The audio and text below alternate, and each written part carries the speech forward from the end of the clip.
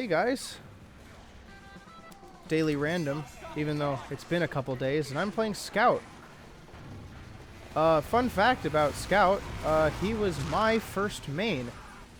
I actually started the game playing Sniper, but then moved to Scout because I was intrigued by his speed. And ever since then, I've been kind of on and off of him, but I've always maintained good skill with him, so he's kind of this home-feeling character when I'm not doing so well with Sniper.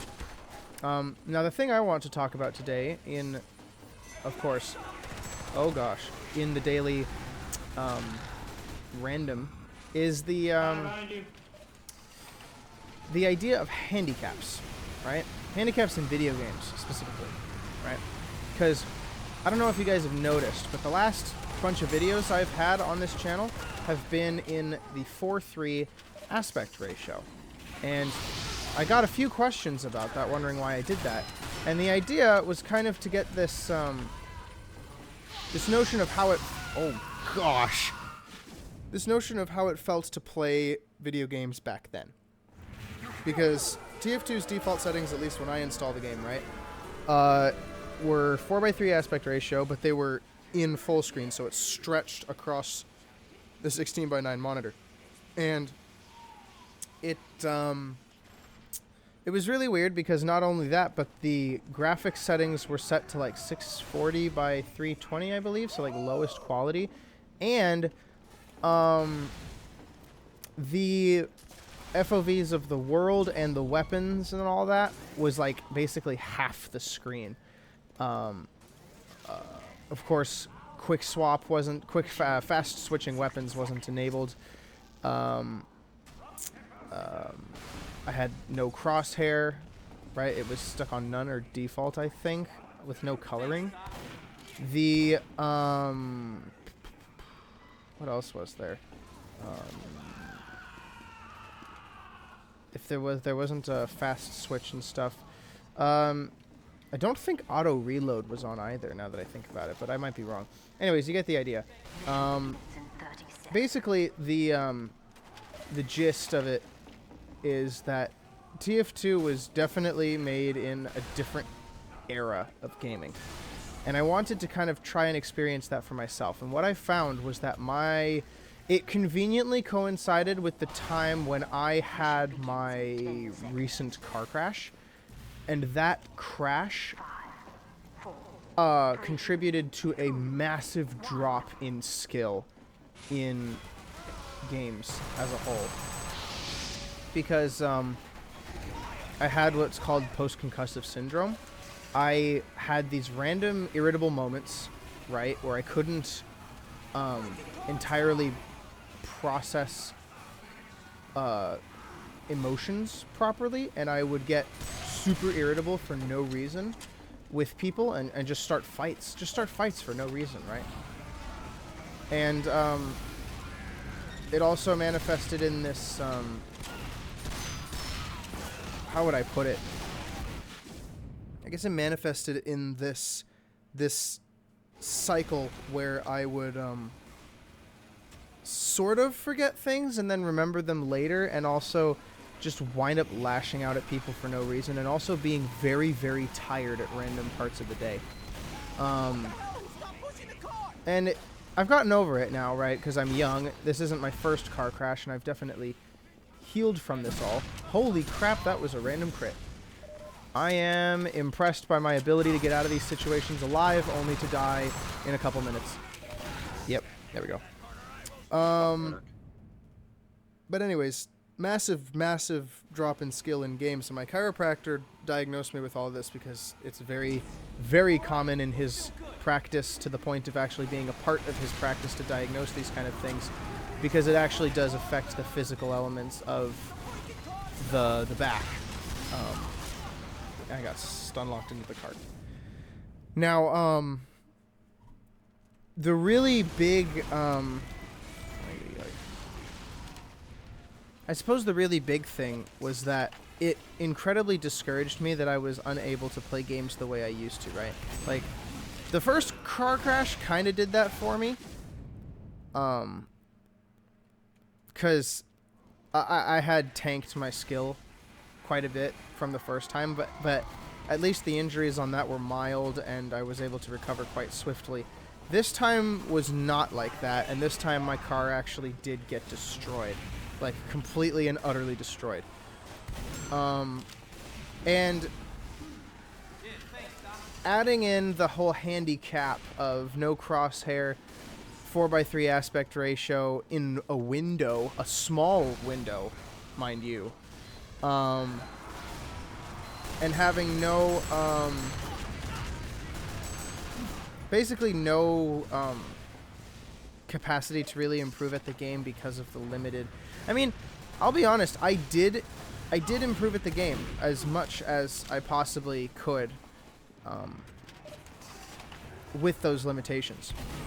But those limitations were very difficult to get over as a result of how much I had suffered through mentally.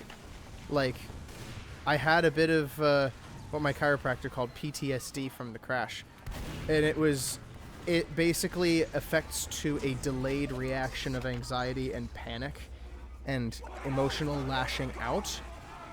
And by delayed response, I literally mean delayed response. Like, I waited, my body apparently waited about 3 days before it decided, hey, you know what? Let's start picking fights. Let's get angry and scared. And there was this time when I had this, like, lockup moment, and holy crap, he's using the direct hit and he knows how to use it. I had this, like, locking up moment where I thought that a car was going to hit me, and I was sitting still alone in my office and just doing work, which makes no sense, right? Like, obviously it's super, super stupid. And it's affected my gameplay, even as you can see. I used to be able to really track these shots well, and it's only today that I've really gotten my my settings back to the way they were, because I wanted to discuss the handicap in a properly edited video.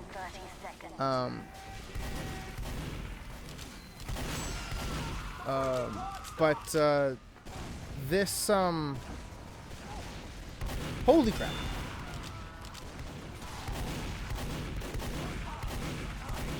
How did you not? Oh, I guess I didn't shoot it right. What? That was a backstab? Oh, that's crazy. Okay. It affects my tracking. It affects a lot of things in life. I get very, I'm still a little cranky at times, but I think that's just my, normal levels of crankiness, frankly.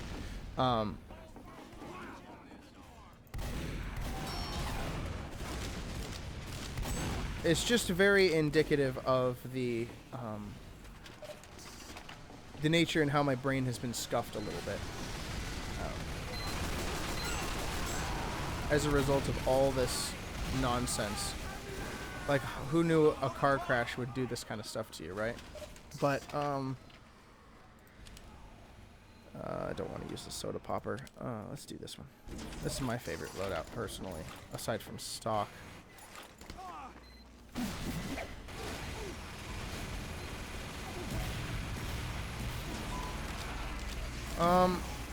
And I wanted to talk about the handicaps of the game, really, because they did not help me at all with overcoming the struggles that I did have as a result of just the mess of it all. I mean, I still haven't figured out, like, what the whole insurance deal is on this, because I'm fairly certain the guy was drunk, and we don't know yet because the police report hasn't been fully, like, filtered through the system yet or something, which is a little frustrating, but what are you gonna do, right? This is the government. But oh, I flipped too hard.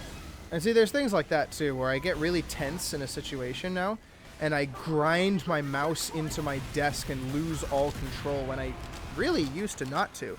Like, I used to be one of the top players in the world when it came to Pre-Fortress 2, and now I've mysteriously lost a lot of that skill, and it's really upsetting because it's super discouraging to know that I was really good at something that I want to kind of make into a sort of part of my living and lifestyle and stuff, and not having that is difficult. However, recently, I'm pleased to say, it's gotten better, and today it's especially noticeable because I put back my my graphics settings back to the way they used to be, you know, the way they're supposed to be. And I'm super, super happy about that because of, well, I can finally play the game again. And I haven't dared to play Sniper yet. Oh, crap. But, I've been playing a lot, and I've been doing consistently better. I've been playing better with Spy, I've been playing better with Soldier and Pyro. Devilman Heavy I still gotta work on. But, yeah, I'm doing a lot better. And I think the reason why I want to talk about all this, right, because now it's 11 minutes into the video, and all the information I've really divulged to you guys is, I had a car crash, I handicapped myself, it wasn't the best decision. However, there was some decency about the decision, right? Like, it wasn't... I wouldn't call it a stupid decision. It was a heck of a lot of fun, because it gave me this idea of how people actually used to play games. And what I've learned is that people used to play games very narrowly.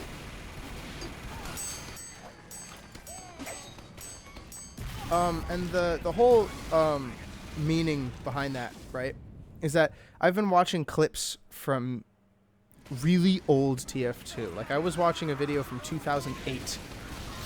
Just somebody's footage of a chain stab. It's allegedly the first recorded chain stab ever. I'll link it in the description, actually, if you want. And this guy walks by everybody, and because the game is still new and people don't entirely know how to be spy aware at that time, I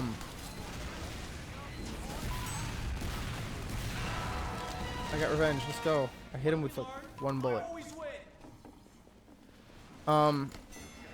He basically tramples through like 5 or 6 people.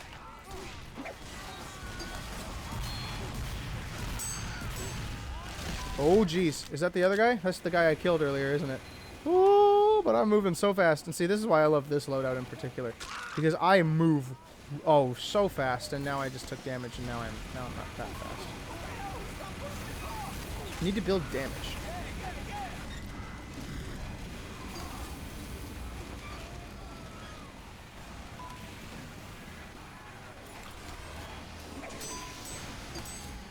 Thankfully, bleed damage boosts the thing rather well. The thing is, too, is that, like, even you notice still, I basically started from square one again. I'm still learning how to flick properly and how to shoot properly because I'm still experimenting with my crosshair. Like, right there, I couldn't see my crosshair very well at all, so I'm actually gonna change the options here and set it to crosshair 5 or 4. Which one's the circle without the fill in? Oh, it's crosshair 3. Okay. So I'm going to size it up. Wow. Dead on. Like, guarantee you, because this has happened, that kind of shot has already happened to me, like, before. I would not have hit that shot had I still been playing on 4x3. Not because it's too narrow, but just because it changes the way you play so much. It narrows your field of view down to something that's so... difficult to play with and against, because you're really, because of the modern perception of the way we play games, it's so, it very much feels like you're fighting against your own machinery when you play with 4x3 aspect ratio, right? Whereas in 16:9 it's so normal in our day-to-day lives that it almost feels freeing to go back to it. And I'm honestly thrilled that I get to have it again. Oh, jeez, sorry, bonked my leg. I'm honestly thrilled that I get to have it back because it never really left, but it was something that was difficult to play without. And that experiment I've run basically proves that due to the modern way we play games, you know, it just it's just better to play with 16:9 because that's what everyone does. You're going to die a lot more often if you play with 4x3. You're going to die a lot more often with the handicaps I put on myself, particularly the no crosshair bit. The only way to play without a crosshair, literally, is... Excellent. Literally the only way to play without a crosshair is to disable minimized view models. Like, turn enable minimized view models off. Because your weapon is much closer to your to the center of your screen. So as a result, it's going to be a lot easier to shoot. And that's super duper important because if you're playing with minimized view models without a crosshair, you honestly forget that you're even holding a weapon. And so sometimes, like, I found myself not even remembering where my, like, what weapon I was using. Also, turn off minimized HUD, because minimized HUD is a terrible, terrible idea when playing with 4x3. You are just begging for trouble at that point. Oh, wow, random crits. Not that that would have mattered because he would have actually killed me with a direct hit anyway. Oh, direct hit, haha. Anyways, I'm going to be making a whole video about it, right? And don't worry, the mega video is still coming out, the one I keep hyping up all the time. I'm just waiting for a little bit more information to come forth about the project as a whole. There's a video by Zesty Jesus that I'm waiting to have come out. I also, yeah, I asked for that. I'm also making, what is it here? I actually have, on a piece of paper here, I have a couple videos that I want to make. The mega video, right, which is actually in edit right now. It's approximately going to be about 2 hours long. Let's actually go here and use a really scuffed loadout. Shortstop, Criticola, and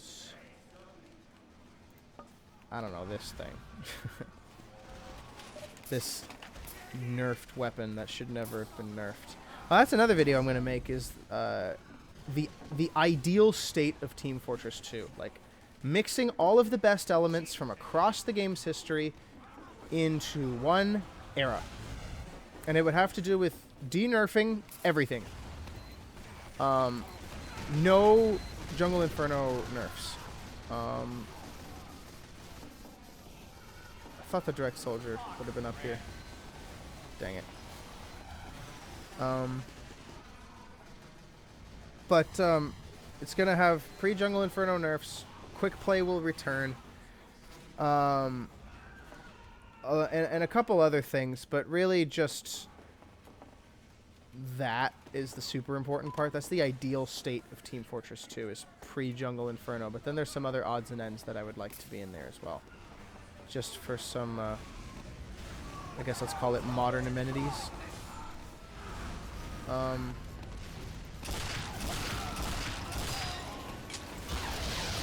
Oh shoot, he had crits. No.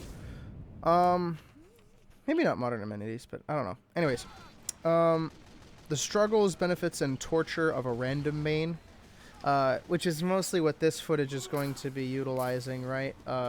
Because playing random in a game of TF2 is very different from playing like random in a game like, you know, Smash Brothers or something, where it's, you can figure it out depending on who you're playing against, right?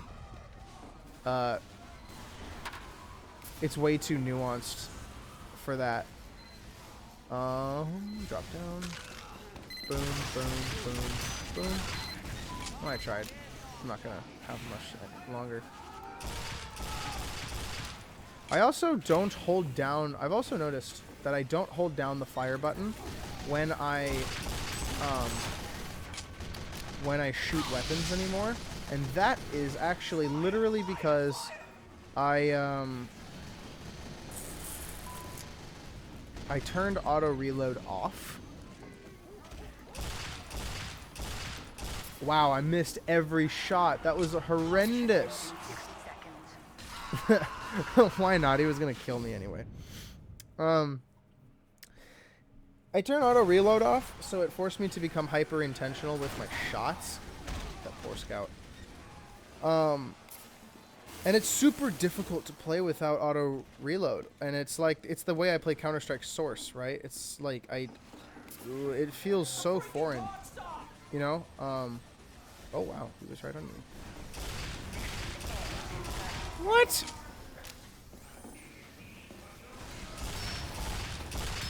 That was a waste of a bonk. Granted, that stun was a joke, but you know. Anyways, this is kind of what I wanted to talk about. Just some updates in regards to all that. I'm glad that I've been able to demonstrate somewhat efficiently that my my capabilities, certainly as a scout, have improved. Granted, my KD doesn't speak very well to it, but it would have been a lot worse because it used to be a lot worse. So yeah, sorry that I haven't kept up on the daily random. Also, I'm going to be uploading Patreon exclusive videos every single day, even if it's just for like a minute. This applies to YouTube members as well. So if you guys want to support me by becoming a patron, you can do that.